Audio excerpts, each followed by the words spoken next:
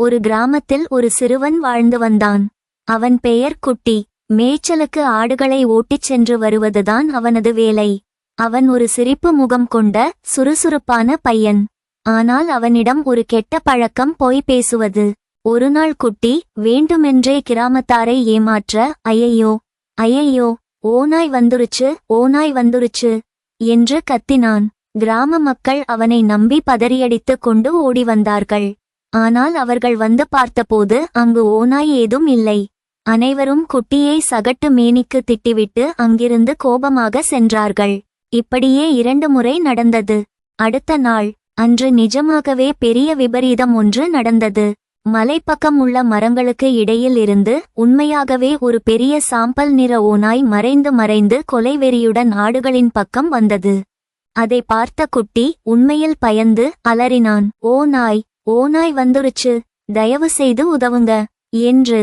ஆனால் யாருமே வரவில்லை. ஏனெனில் அந்த முட்டாள் பையன் எப்பவும் போல பொய்யதான் சொல்லுவான். அதனால அவன் அலறியதை யாரும் நம்பவில்லை. ஓநாய் முதலில் ஆடுகளை தாக்கத் தொடங்கியது. குட்டி தன் கையில் இருந்த குச்சியை கொண்டு ஓநாயை நோக்கி ஓடிச் சென்றான். ஆனால் ஓநாய் கோபமாக கத்தியது. அவன் பயத்தில் குச்சியை கீழே போட்டுவிட்டான். குட்டியை கடிக்க ஓநாய் துரத்தத் தொடங்கியது. அவன் பயந்து ஓடினான். ஓநாய் அவனை பின்தொடர்ந்தது. அவன் மூச்சு முட்ட ஓடிச் சென்று கிராமத்தை அடைந்தான்.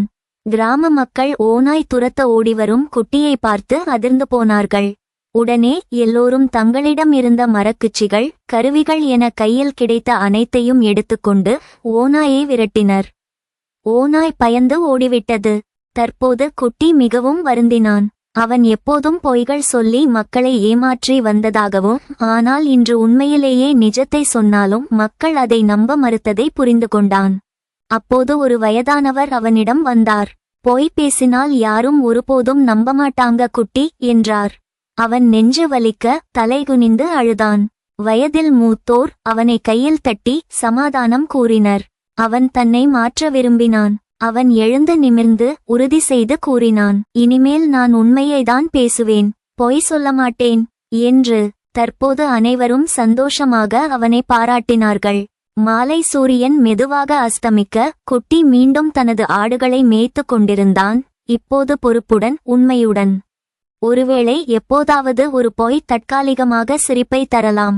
ஆனால் உண்மைதான் நம்பிக்கையையும் நட்பையும் தரும்.